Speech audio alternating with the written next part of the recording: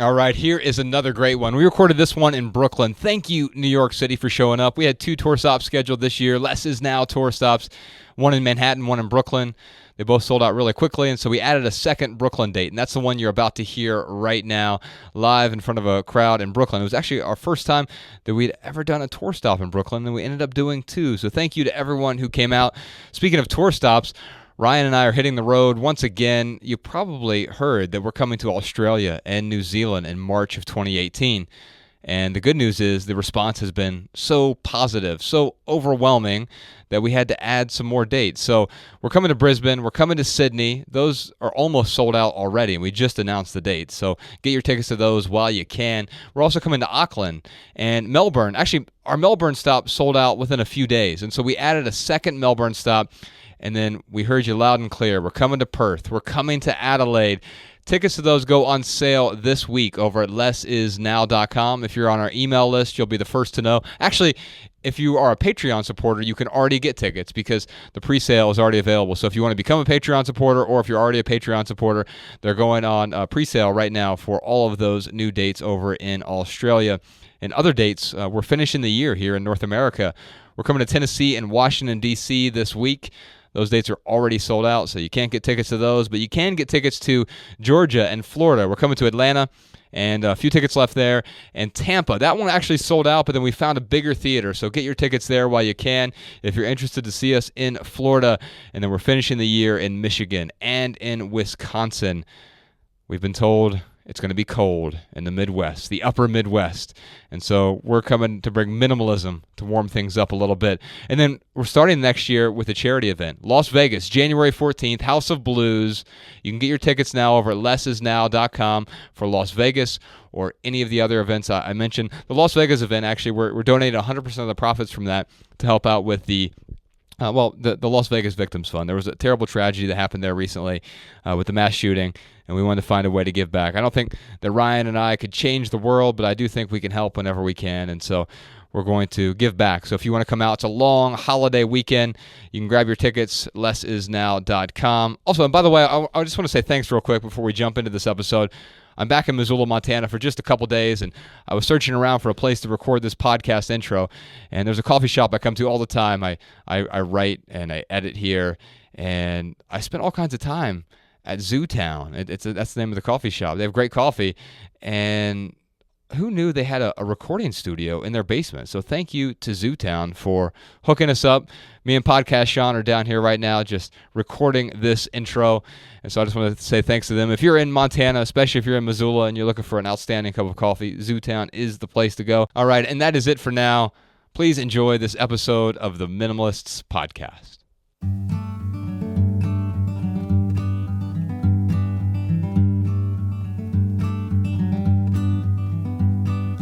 Every little thing you think that you need, every little thing you think that you need, every little thing that's just feeding your greed. Oh, I bet that you'd be fine without it.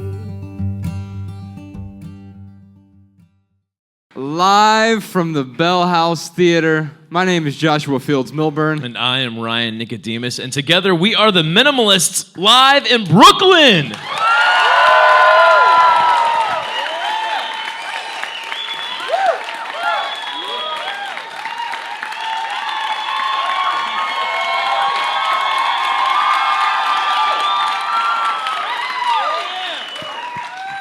God, I love that New York welcome. Although I'm being told it's not just New York, Ryan.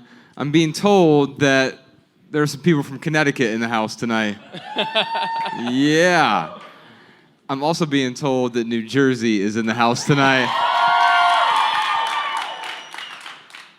And I'm also told, I don't know if this is true, but it was true the last 2 nights. So we've done 3 stops in New York City. And, man, you all keep showing up. This is awesome. I'm told, though, that there might be 1 or 2 people from the UK or Australia. Nice. Look at that. How awesome is that? Now, I was just joking about the whole Australian accent thing earlier during my talk. I was mocking ignorant Midwesterners, which I am one. And, Buckeyes, yeah. Dayton, Ohio, born and raised. We're actually coming to Australia and New Zealand next March. lessisnow.com if you're listening to this at home. But we're in the middle of this tour, and we usually on our podcast, we do them in studio. And when I say in studio, it's in a conference room right now. You call us up, and we answer your questions. But there's a microphone back there.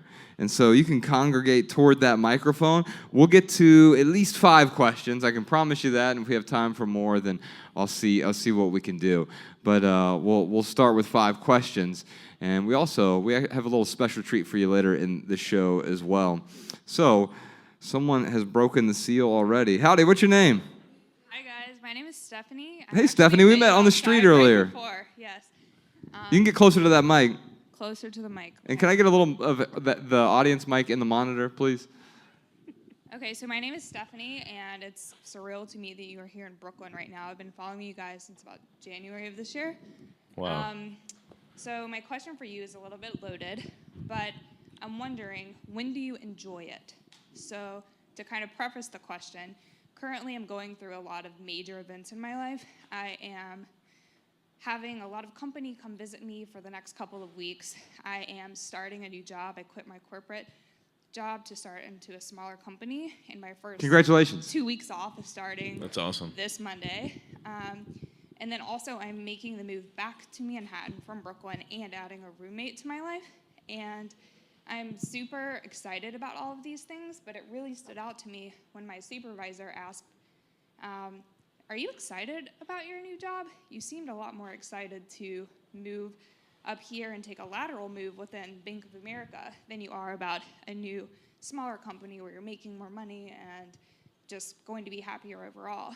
And so I'm wondering, where do you take the pause in your life and actually enjoy all of those good things? Because I'm sure there's several people that wish all of these good things were happening to them, and they're all choices that I'm making for myself. So I should be excited and not internally panicking and being really nervous about all of these good things. But at the moment, I just feel nervous and panicked and stressed. So when do you actually take that step back and enjoy all of the quote-unquote good things that are happening to you?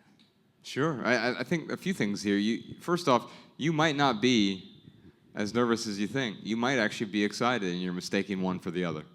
I think quite often that happens to us because they have both emotions. They're on both sides of the spectrum, right? You have this negative emotion, nervous or anxiety. I can tell you before we come out on stage, often I'll feel really nervous and we're going to talk to however many people are in the audience that night, and my palms start sweating, my heart starts racing, and my mouth starts to get a little bit dry, and I'm getting jittery, kind of feel those butterflies, and then I'm like, oh my God, Ryan, I'm so nervous right now, and he'll be like, I'm not, I'm excited, my heart's racing, and my mouth is dry, and I've got these excited jitters, and I'm like, oh yeah, maybe I'm just excited, or maybe they're the same thing, and I think we have to think about that. Now, here's the other thing, you mentioned, well, you know what, I'm moving toward this lifestyle that a lot of other people might envy or want or whatever. This move, this change that I'm making, and maybe I'm supposed to enjoy it. You're not supposed to do anything. Just because someone else would enjoy what you're about to do doesn't mean that it's the right move for you. And maybe what you're feeling right now isn't, outside of the nervous thing, maybe it's a sign to say, well, wait a minute, maybe this isn't the right move for me. And you have to get really clear on what you want your outcome to be in this case. And if you don't know what you want your outcome to be, and much more important, why do you want that outcome? And do you want that outcome because it's the next logical step? I can tell you, I spent, 12 years climbing the corporate ladder, navigating each logical step. And here's the terrifying part about that. When I got to age 30, and I looked down, and I'm like, oh, it's too far for me to jump back down. I might as well keep climbing. That was my first instinct because, well, it's too late for me to turn around. I've already gotten this far. I might as well keep going. Here was the problem, though.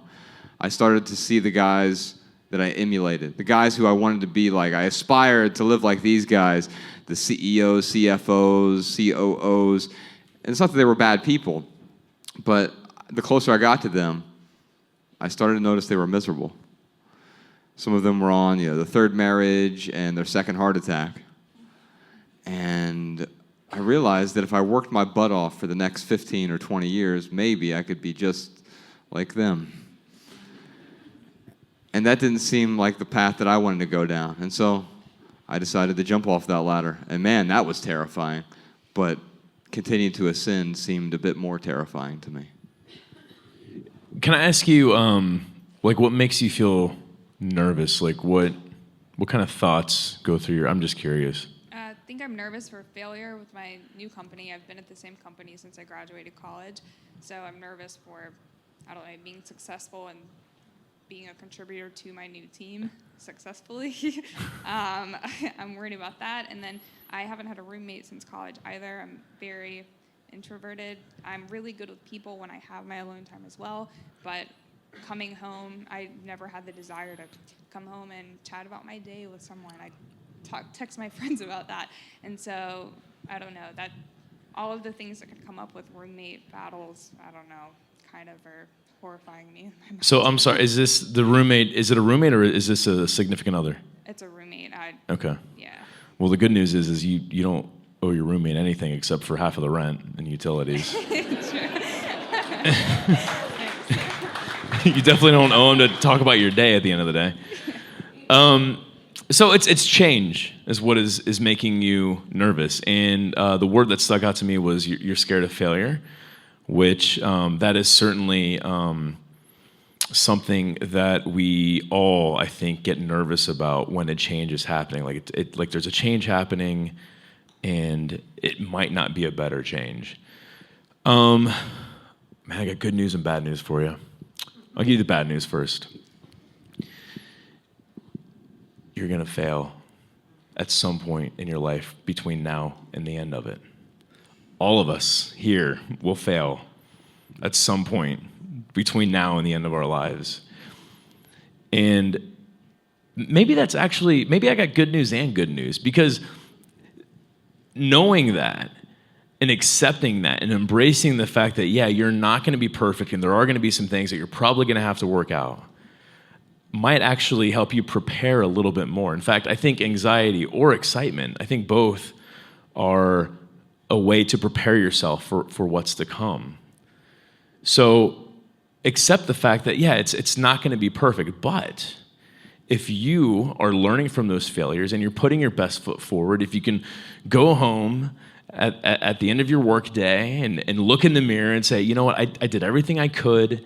I'm doing something that lives up to my values and beliefs, but something kind of messed up. It's okay to feel good. Go to sleep, wake up, and then learn from that the next day. And then the other good news is that it's gonna be okay. I promise you. I mean, there are people who, I'll walk down the street and I'll see someone homeless and I'm like, oh man, I just feel so bad for him. And I'm like, man, Ryan, how many decisions are you away from being homeless? And I've had this conversation with Josh before. And Josh is like, dude, you will never be homeless. It's because you make really good decisions and you have learned from your failures. And it would really take an extreme case, mental illness, severe drug addiction, something that would really, really put you in that place. But Ryan, the chances of you getting there are very slim. And I guess that's what I want to tell you is go for it and put your best foot forward. And I promise you, you're not going to be homeless. I swear to God.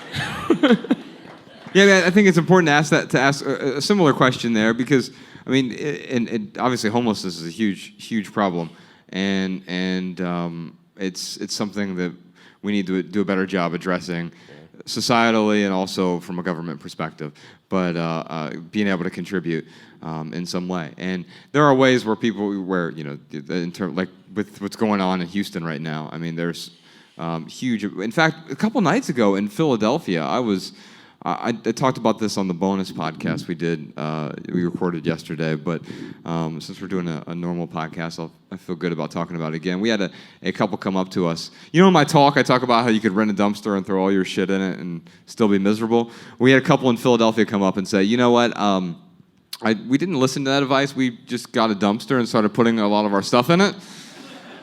And we were a bit too zealous because there was a dumpster fire. And our entire house caught on fire. And so our whole house burned down as we were minimizing. And she looked me dead in the eyes. And she said, I want to thank you. Because I think if that would have happened before, I would have thought about what things can I run into my house and grab. But the only thing I thought about was, are my children safe?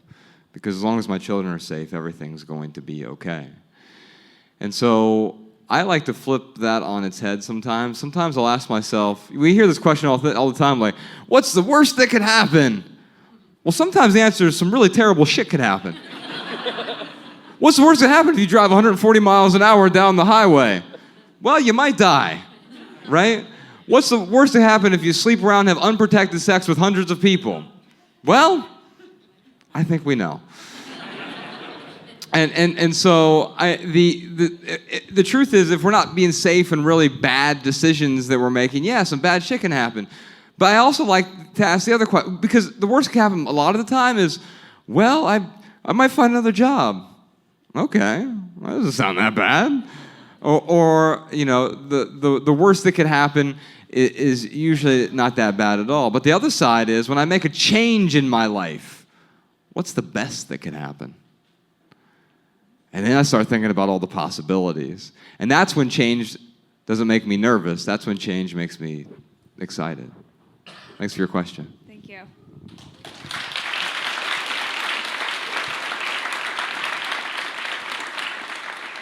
Howdy. Hi. What's your name?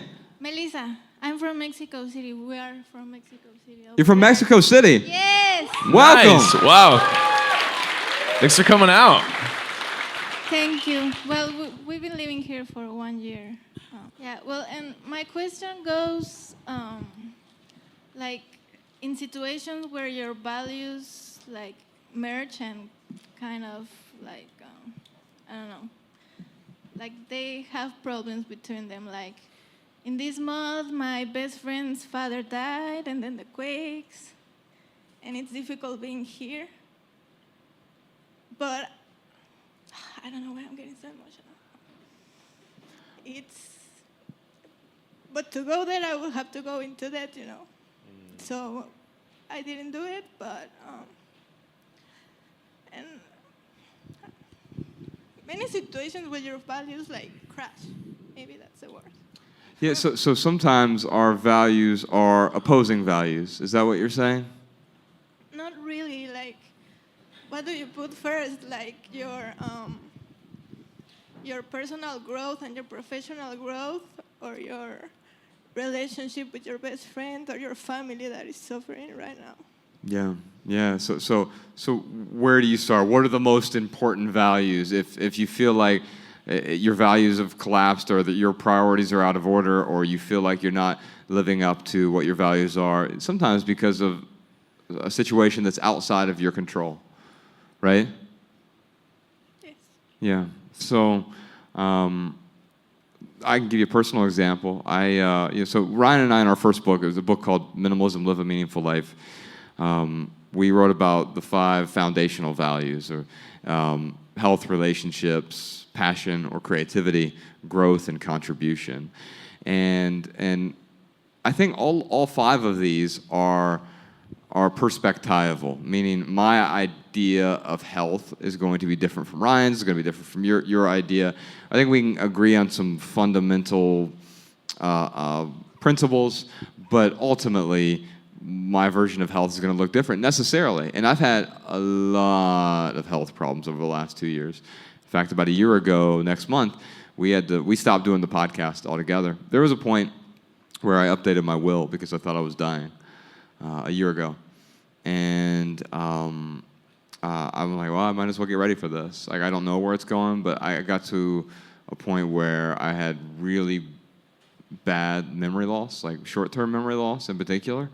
And I realized that even though I was focused on my health, it was the thing I needed to focus on more than anything else, more than my creativity, more than contributing beyond myself, even though that's very important to me, more than growing. I needed to, this value had sort of been swept out from underneath me. And I needed to do my best, not to be perfect, but I didn't want perfect to be the enemy of ideal. And I needed to get closer to what my ideal was. And that's what I'm continuing to do right now. I have mercury poisoning. It's really awful. I have a messed up microbiome in my gut, and I have done a lot to repair that over the last year. And I continue to focus on my health, but I got to a point where I felt good enough, I had improved my health enough over those 5 or 6 months that I decided, okay, now we can actually focus on going out doing this tour and doing a few other creative things, but not overload my health. Don't forsake my values in order to try to tackle other values. Thank you for your message.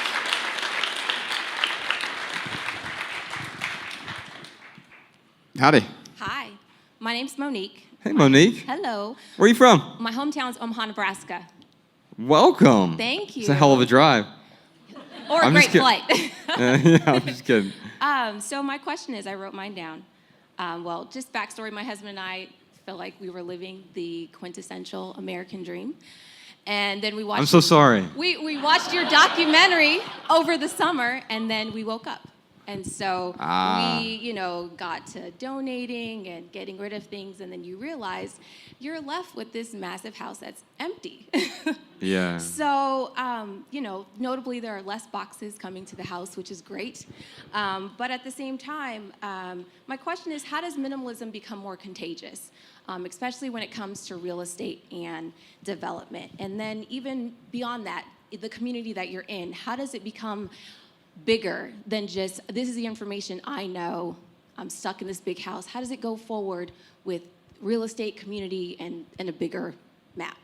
Yeah, I think the way ideas become contagious is, well, it's the whole tagline for TED, right? They say ideas worth spreading, right? And what makes someone spread something? Ryan talked about this a little bit in his talk toward the end when he talked about adding value. I think it's a natural human instinct to want to add value to other people's lives. And we're on social media, on the Twitters and all that stuff, but our most powerful social media platform is that email forward button. Because if you forward something to people you really care about, not just tweet it or share it on Facebook, those things can help. They can help expand the message, but those platforms tend to be a bit noisier than if I know Monique, and if she forwards me something, I'm going to actually look at it. Hey, Josh, I really thought you would like this documentary. I really thought you'd like this podcast. I really thought you'd like this book or this TV show or whatever it may be. If I know you personally, or if Ryan sends me something personally, I mean, in fact, my friends probably so tired of how often I send out Seth Godin's essays to them. But usually it's when it resonates with a person individual. I'm like, I think this one thing will resonate with you. I sent something to my partner, Bex, who's here tonight somewhere. She's hiding in the shadows. But I sent her a podcast I was finding value in the other day. But she also knows I don't send her something just like, well, I kind of like this. Maybe you should check it out. I'll say, hey, I think you'll really find value in this podcast episode, especially around the 38-minute mark. And when we do that and we target the people closest to us, we do that because we care about them, and we find value in something in hopes that maybe they'll find a similar amount of value in that thing. And then, of course, that happens with ideas as well. When you start to see things like in our documentary, you saw Graham Hill in there. He's in New York City, in Manhattan, and he has that 410 square foot 430 square foot apartment that is, you can sleep 7. It has a movie theater in it. You can have dinner for 12. There's also a home office there and a bathroom and a shower and everything else, and like 410 square feet. And that's because it's it's the most deliberate use of space that I have ever seen, probably, right? Because it's so multifunctional. And so you see an idea like that, and most of us can't afford an apartment like that in Manhattan, but it's not that what he's trying to share. He's sharing the idea of shared resources, shared space, shared community within the proximity of other people who have similar ideas. They may not be like-minded people, but they're open-minded people. And if we share those ideas with other open-minded people, that's how they spread. I would love if everyone became a minimalist. And a lot of people are like, well, if that happened, the economy would tank. Well, minimalists, they still buy stuff. It's just not this endless cycle of buying something new, getting rid of the old, and then buying the new thing a few months later. It would be great if this would, again, like reach every single person and move everyone. You know, when it comes down to it, like Josh and I, we are out telling our stories. We have, 2 different stories, 2 different recipes, and we're not really proselytizing. We're not trying to convert anyone. You can't even do that by definition. Like, you can't convert anyone to a minimalist. The reason why Josh and I do this is in hopes that maybe there are a few ingredients that y'all can take home and apply to your own life to help you live more meaningful lives. Like the packing party, for example. I'm sure most of you were like, that's freaking crazy. I've got 6 kids at home. I would never do that. And you're right. I would agree with you. That would be pretty crazy for a family of 6 or 8 or whatever. Even a family of 3, whatever. But I know there are people out there who are like, yeah, that packing party thing, that is awesome. So, for Josh and I, we will continue to do this. As long as y'all keep showing up, we'll keep showing up. Thank you. All right, before we move on, we'll just pause for 1 second. If you're listening to this at home and you have a comment or a tip for anyone who asked a question today or about any of our maunderings on the stage here, you can call up, leave us a voicemail, 406-219-7839, or send a voice memo right from your phone to podcast@theminimalists.com. We will air our favorite comments and tips on a future episode. And really, I'll tell you, it's my favorite part of the show. It's the very end of the show, we pepper in a handful of listener comments and tips because I get to learn so much from other people. It's one of the reasons we're on the road. We get to listen and see people face to face, which is so much better than just being on the phone. But also, when people call in, I get like these little practical tips that A, sometimes I just use for myself, but B, it makes my answers sound more smart when we're on the road. So please listen to at the end there. You'll get some practical comments and tips from our listeners. Ryan, do you know what time it is? It is time for our hashtag Ask the Minimalists lightning round where, we usually answer questions from social media, but that would be weirder if we were on our phones up here on stage. Indeed. We're on Twitter and Instagram and Facebook. Yeah, Facebook at the Minimalists. Jessica's here. She runs all the social media stuff. So. Yik yak. Ladies and gentlemen, Jessica Williams. Give her a round of applause. Yeah.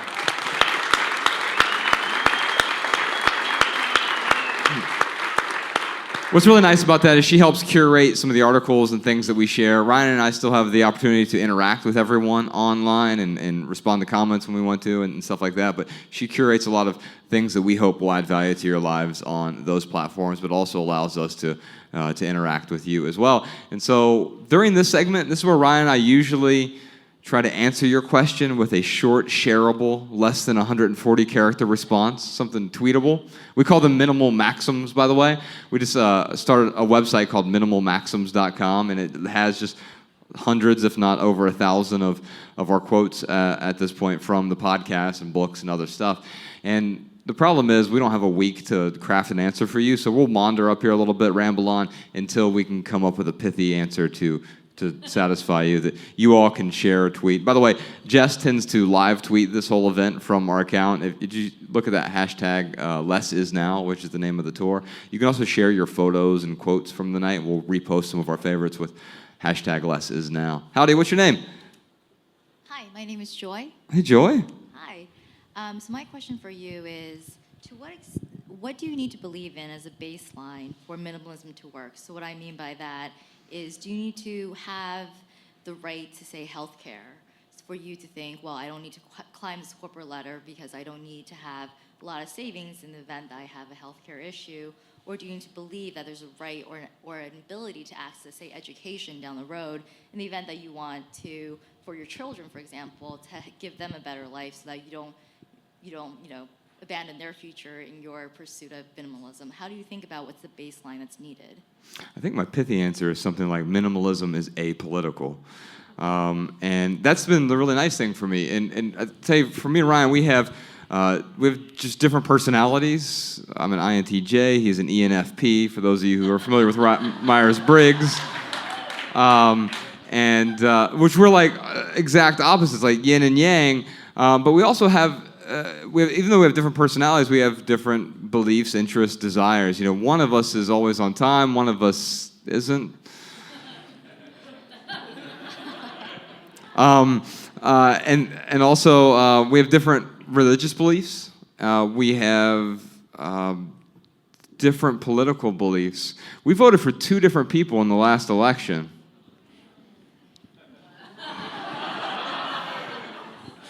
There are more than 2 people to vote for, just so you know.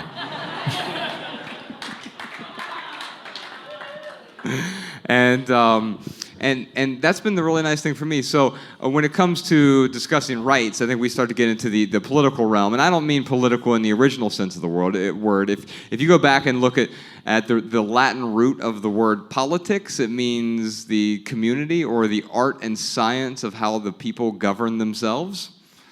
And that's a whole different discussion than how we talk about politics today. With politics in America, we talk about red and blue. And my team versus your team, my tribe versus your tribe. And the nice thing about minimalism is it's a different type of tribe. It's almost opting out of that kind of sort of identity where, look at me, I've put on this, and therefore I have to disassociate from the other team. I know minimalists who voted for everyone who you could have possibly voted for in that last election. I know people who are conservative, liberal, and they have the same values. They happen to have different beliefs, which means they get there via different paths. And so minimalism is apolitical, and that's the good news. Was that the pithy one? The last sentence? Pithy there? Enough, yeah. Was it the pithy? My pithy answer, I won't ramble, I'll just give it to you. A minimalist needs to believe in only themselves. Ooh. So not even say family? What's that? So like, for example, if you think about, or, as I'm thinking about just more personally, I'm the only child of 2, not yet old parents, but they will be one day. And I believe that I have an obligation to provide for them. And so as a result, I think about minimalism, I can certainly apply that to myself, but to the extent it affects others who didn't choose necessarily the path, and that I would have to forsake some of their comforts in my pursuit of minimalism, how does one reconcile those things? Yeah, so what I would say is just reiterating to believe in yourself that you can absolutely have a simple lifestyle, a meaningful life with your family. Yeah, and you can still you believe that you can provide for them if that's what you have to do. You have to be able to believe that you can in order for that to happen. And in the very beginning, when I'm like, hey, imagine your life a year from now, 2 years from now, and I talk about how what you're picturing isn't a perfect life, and it certainly isn't an easy life, but a simple one, and that is in our talk very deliberately because. It's too often we confuse simple with easy. And easy is not, simple, easy is easy. But simple is not easy. So I don't want to just, blow your question off and say, well, just believe in yourself, see you later. Because that sounds easy. I want to be very clear that believing in yourself and forming a meaningful life, not just for you, but for your family also, it is going to be a lot of work. It isn't going to be easy, but I promise you that if you continue to work at it, asking the right questions, making sure that your short-term actions align with your long-term values and beliefs, working towards that plan that you can see off in the distance, like I promise you, it will eventually work. It may not be perfect, but don't let perfect be the enemy of ideal. Thank you. Thank you. Thank you. All right, we're going to do one more lightning round question, and then we'll do a bonus round question here in a moment. Howdy, what's your name? Hey, I'm Hannah. Hey, Hannah. Where are you from? Originally Austin, Texas. Welcome. Thank you. I actually moved here a month ago with 2 suitcases. Minimalist. Or broke, but yeah, sure, we'll go with minimalist. So my question has a little bit of backstory. About a year ago, I went on a 1.5 month long, 7,000-mile motorcycle road trip. And somebody knows. What kind of hog you got? I have a KLR 650 before they redid the engine. Nice. Is that a cool bike, Sean? Sean agrees. Sean's the motorcycle rider. You and I are going to be good friends.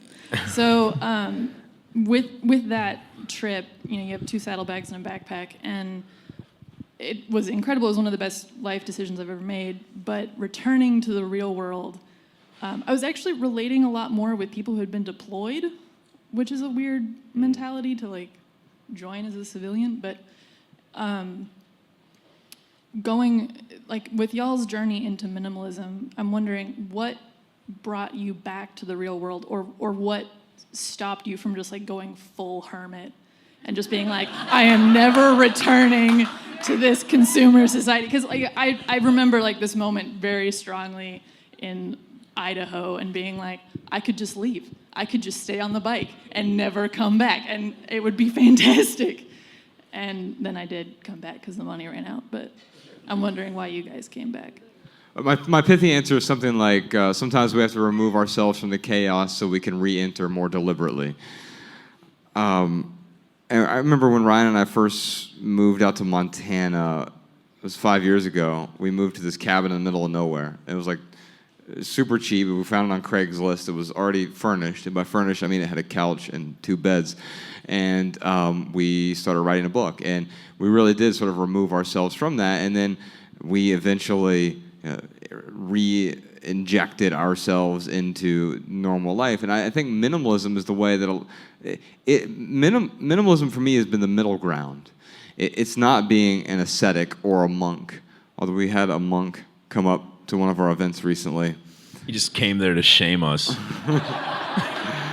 Yeah, you slacker. What are you doing? He walked up to the mic and he said, "So are you telling me I have to become a monk to be a minimalist?"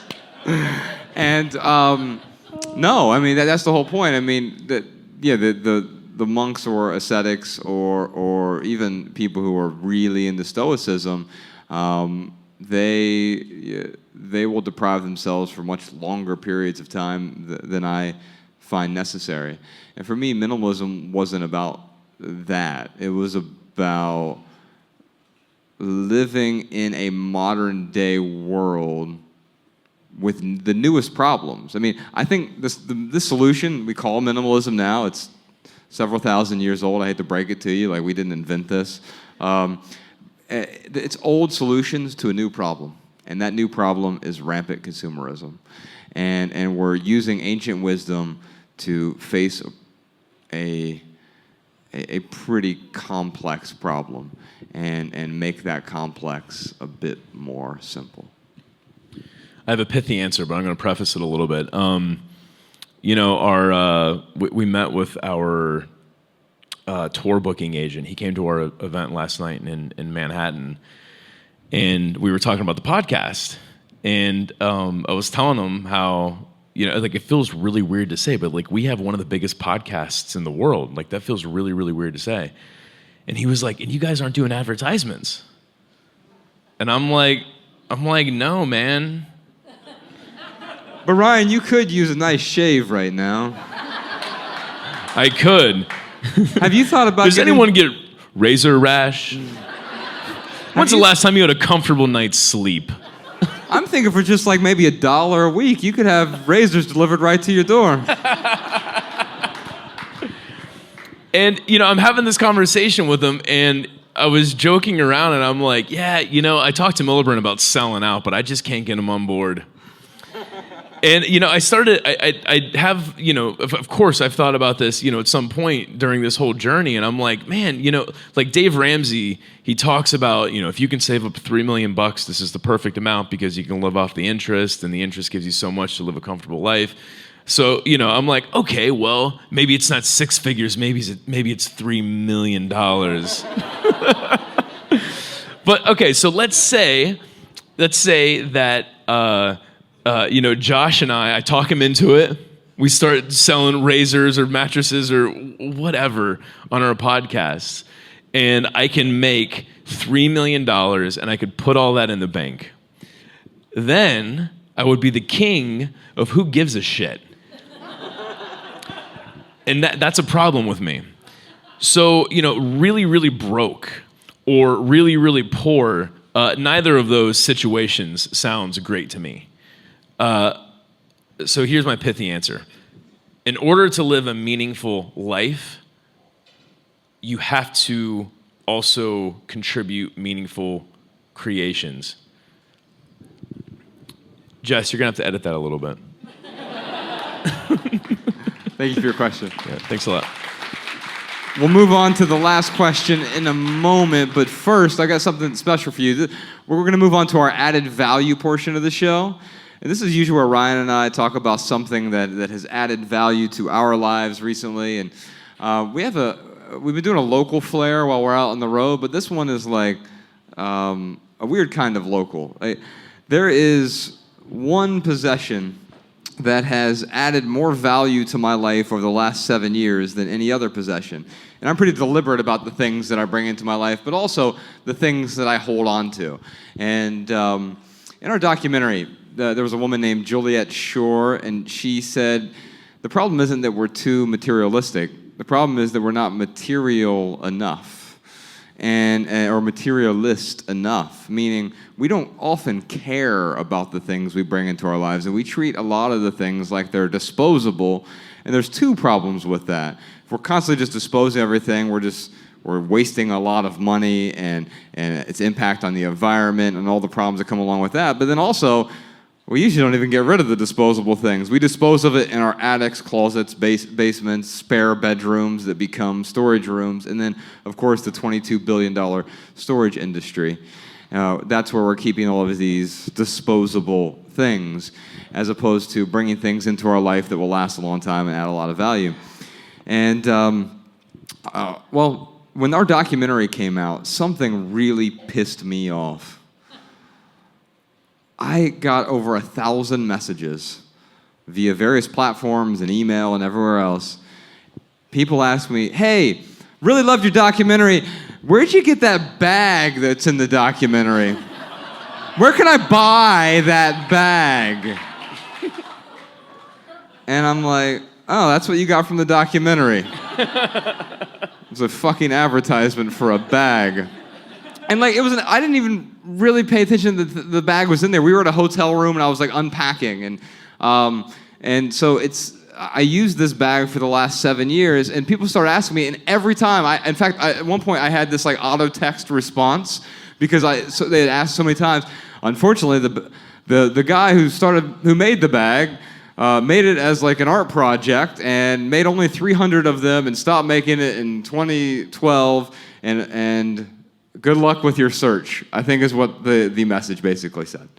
And I felt bad because that was the message they got out of the documentary, but then also, like, you know what? I have to say, like, I have to turn all these people down. I can't even point them in the right direction. And it's true, this thing has added immense value to my life over the last 6 or 7 years and the hundreds of cities that we've gone to. And so eventually, the guy who made it, his name was Malcolm Fontier. And he reached out to me eventually. We had never talked before. And he said, hey, I'm starting to get messages about this bag. I don't know how, because Like, I don't know how people know you didn't talk about it. It's not like in the credits of the film or anything. So I imagine you're getting a lot of messages too. Have you ever thought about maybe bringing that bag back out? And I'm like, what? No, we're the Minimalists. I can't imagine putting our name on a physical good. And he's like, well, do you not get value from the bag? I'm like, yeah, it's the best thing I've ever owned. And he's like, what? No, seriously. I'm like, no, seriously, it's the best and worst thing I've ever owned. It's the worst thing because all these people keep asking me about it. And it's the best thing because I use it more than any other one item. And he's like, well, that sounds like something you get a lot of value from. And I'm like, yeah, you're right. He's like, would you ever consider partnering up on bringing this bag back out? And I'm like, man, I don't know. Like, we've never put our name on a physical good before. And then he said, well, how about we just don't put any logos on the bag then? And I said, yeah, I don't know. Let's talk more about it. And we got to talking more and more about it. And we had to make sure our values lined up. And, you know, the processes were sustainable and everything else. And that he was just as passionate about the project as we were. Because for me, money is never the primary driver for doing what we do. Now, don't get me wrong. I'm not allergic to money. I like money just fine. It's a great resource. But I don't want it to drive what my behaviors are. It's the reason we don't do advertisements on the podcast. Well, that and because advertisements, they suck worse than that. Come on. We don't do advertisements on the podcast because advertisements suck. You're damn right they do. And so we decided to partner up and try to do like a crowdfunding campaign to see if other people were interested in the bag, which we're actually going to wait to put this episode out until that crowdfunding thing starts. Here's the caveat I'm going to tell you, and I'm going to pull Malcolm out here in a second and we can talk about it. You probably don't need another bag. And so you probably don't want to buy it. And I don't want to tempt you to buy a bag. The reason that we're bringing this, helping Malcolm bring this back out and really giving feedback, because I've used it on the road for the last 6 years, is it's something that I've found immense value in. I know some other people would as well. But if you don't need a bag, please don't feel compelled to buy one. You will be just fine without it. Ladies and gentlemen, Malcolm Fontier. Yeah. I should say Brooklyn's own Malcolm Fontier. Yeah.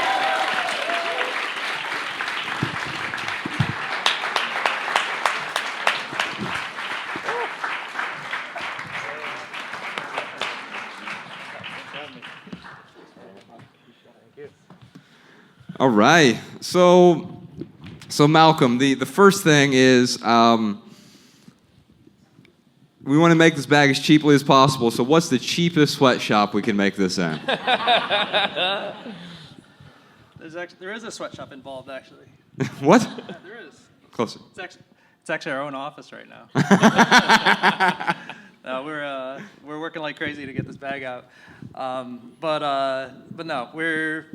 like you guys, we don't like to cut any corners, and so it's like we actually cause a lot of people that we work with a lot of stress because we demand with the design of the bag we demand like everything be perfect, but then also with our suppliers because we're not actually making the bag ourselves. We're working with a factory in Asia, but we're very particular with them too, and we have partners there that are meeting with the factory regularly and causing them a lot of headaches, but the result's going to be worth it. So I know one thing that you're passionate about is zero plastic whatsoever, right? Because clearly we have a huge plastic problem in general. So in manufacturing and also packaging, and it becomes an afterthought. Whenever you buy a new thing that you want or need, there's just this overwhelming plethora of plastic wrapping. And you've decided to do something unique and sort of make this bag. By the way, it's called Packed Bags, P-A-K-T. I wish I'm traveling with it right now, but it's back in my plush Hampton Inn hotel room.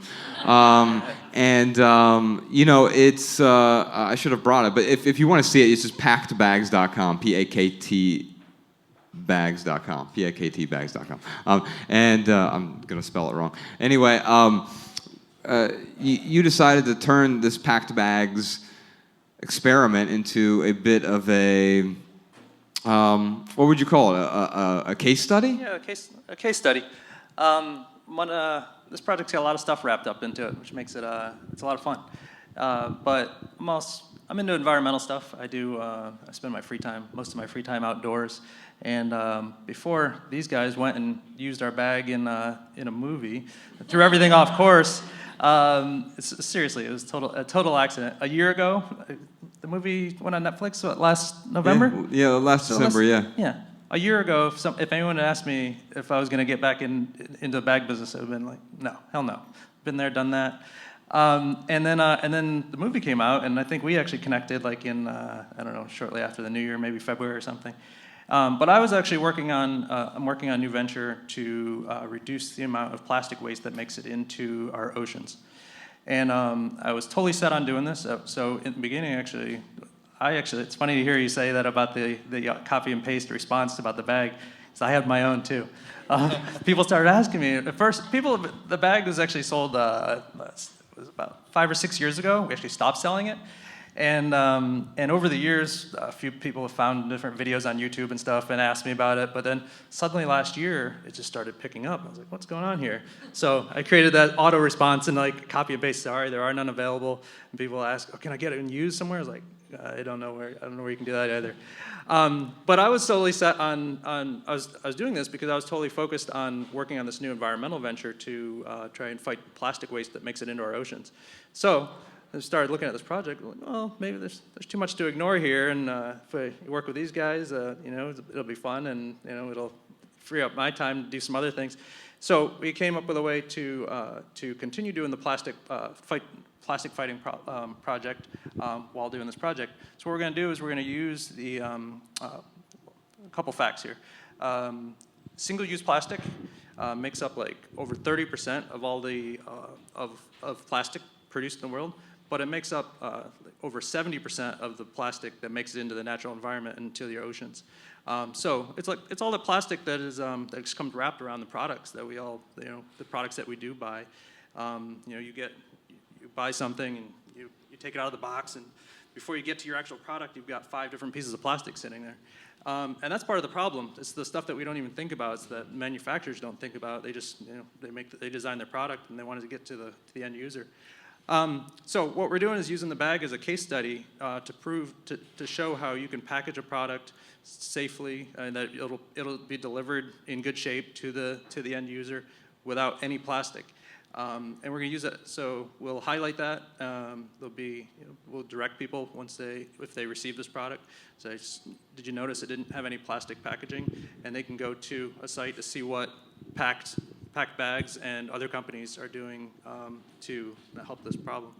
Yeah, that is awesome. Thank you.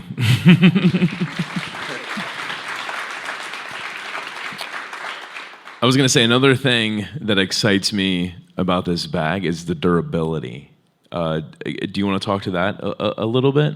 Sure. Okay. But I might not need to say anything. I've seen Josh's bag, and it speaks for itself. So here's the thing. Like, it's hard for me to describe the thing because it defies categorization. It is a duffel bag, messenger bag, suitcase, and it is none of these things at the same time. It's almost.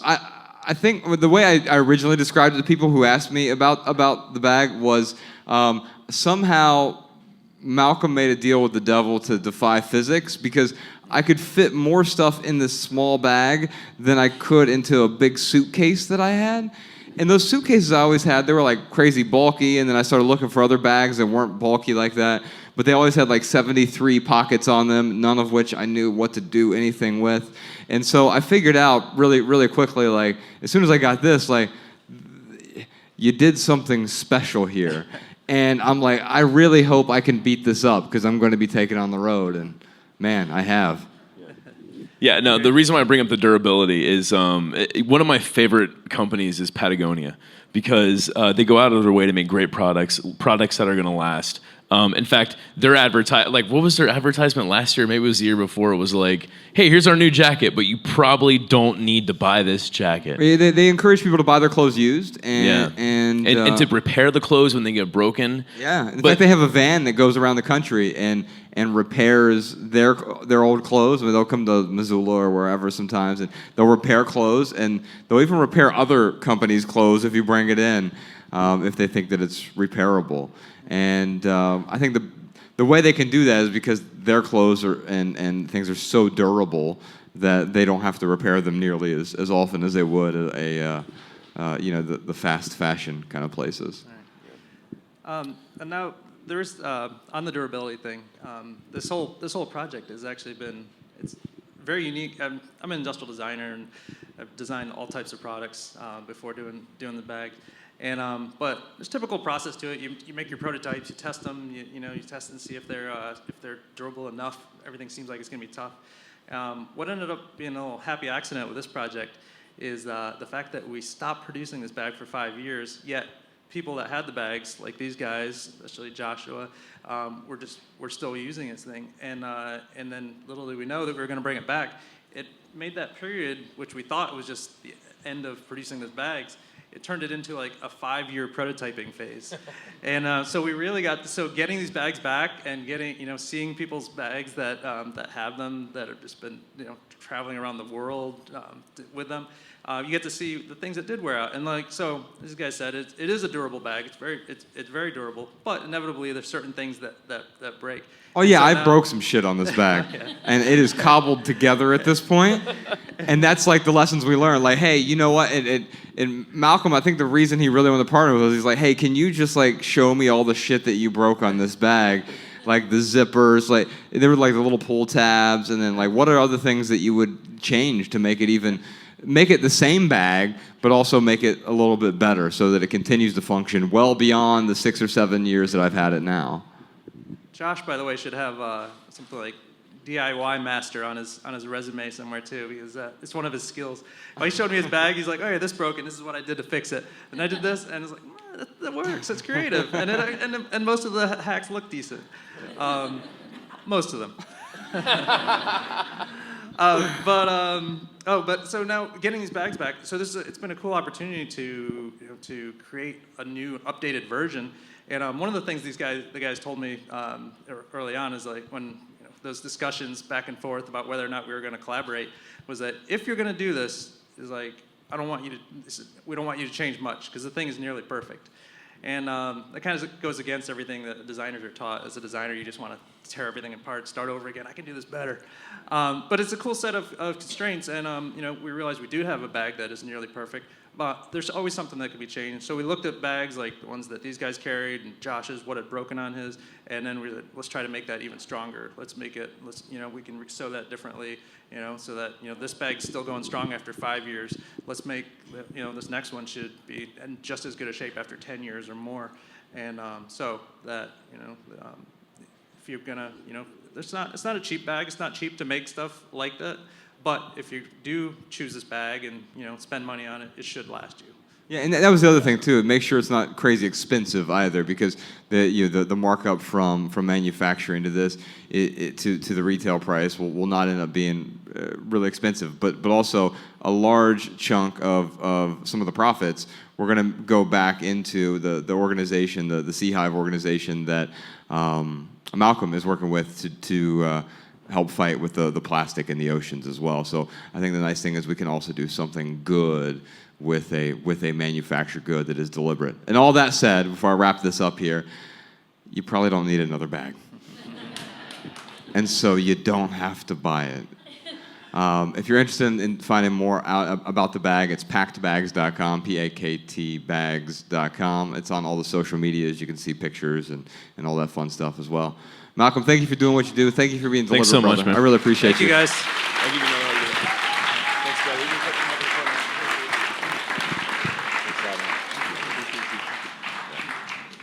All right, y'all, quick interruption. If you want to listen to our bonus episode this week, as well as all of our past bonus episodes, head on over to theminimalists.com and click donate at the top of our website. Each week we publish the Minimalists private podcast exclusively for our Patreon supporters. This private podcast shows up in your normal podcast feed like Apple Podcasts, Overcast, Google Play, or whatever podcast app you use, and it shows up right next to our normal weekly podcast. You know, the one you're listening to right now.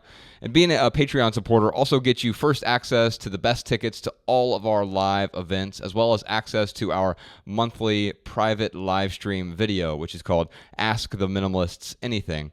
It's worth noting that none of this money goes to me or to Ryan. Instead, we're using your contributions to build a new podcast and film studio in Los Angeles so that we can create more meaningful audio and video creations. If you already support this podcast, thank you. I know that $2 often doesn't sound like a lot of money. I mean, it's less than a cup of coffee, but it is your support that keeps this podcast 100% advertisement free, because advertisements suck. And if we can just get 2% of our audience to support this show, then we'll have enough funds to produce some amazing new creations. Your support is truly appreciated. All right, y'all, back to the regular show. Yeah, we'll wrap it up really quick. Sean, I'm sure you can figure out how to edit all of that. Ladies and gentlemen, podcast Sean, hiding in the shadows. Yeah! We love you, Sean! Well, I just want to thank a few people before we get out of here. Bex, did you have anything to add to that? I think I saw you back there. Like, no, don't do it. Okay. Well, for those of you listening to this, we just had a question about diet and food and a bunch of other stuff that Ryan answered masterfully. And Wait a second. Wait. I feel like we're kind of like a band, like the Minimalists. You know how sometimes bands have the crowds sing along with them? So you guys know what we end our podcast with, right? What do we end it with? Yes. So can we end it with everyone saying that? Love people and use things, because the opposite never works. On 3. 1, 2, 3. Love people, use things, because the opposite never works. Yeah. Yeah, y'all. Thank you. Woo! Thank you, Brooklyn. Thank you so much. Thank you very much. Hi, Josh and Ryan. This is Jennifer from Western New York. With the holidays coming up, my son is a lover of Legos but quickly tires of them after he has built a set. I knew there had to be a better way, and so I did a Google search and quickly found 2 companies where you can rent Legos or toys. They will sanitize them in between use, and if you lose a Lego or 2, you are not penalized. This made me think about your talk that we are moving to a culture of access. So I really wanted to share that with every parent out there. I am super excited to take advantage of these services, and I hope other people are as well. Thank you. Hi, Josh and Ryan. This is Catherine from Austin, Texas. I was just listening to the podcast where a woman asked about how she can keep her wardrobe minimized, and I thought I would pass along something that's worked for me. About 15 years ago, I looked through my closet. I eliminated some things that I was no longer wearing, and I decided that what I had was enough. And I, at that point, started what I called my fixed hanger rule. Going forward, if I wanted to bring something new into my wardrobe, I have to give up something. I think it's normal for people to want to try new things, to bring new things into their wardrobe, but that comes with some trade-off, which is you have to be willing to let go of something that you already have. Over time, I realized that I had more than enough, and I started eliminating hangers. And I think that's also part of the process, that as you're willing to reduce and get down to less, you do. But I can't ever add back hangers to my wardrobe. That's my rule, and that works for me. My name is Tex, and I'm from Seattle. One of the minimalist secrets I have for the holidays that I wanted to share is the only decoration one will ever need for the holidays is Christmas lights. No one needs a fancy tree, wall decorations, yard ball displays, or anything else expensive and cluttersome. My pet peeve are those giant inflatable motorized balloon displays that are really just a giant eyesore. Oh my God, they're so annoying. Anyways, One set of lights hung around a tree in the front yard is all I ever need to put me in the Christmas spirit. Better yet, a tradition I've started in my family is instead of chopping down a perfectly good tree, instead go out and buy a small junior tree for like half the price, decorate it with one set of lights, and then after the holidays, go plant it in your backyard. You will enjoy it for years and years to come, and it will be a reminder of how great that time in your life was. Christmas lights is all that is needed to put you in the holiday mood. Everything else is simply just tacky. It also reminds me to keep life simple and concentrate on all the things I have to be thankful for, and it is what makes the holidays special to me.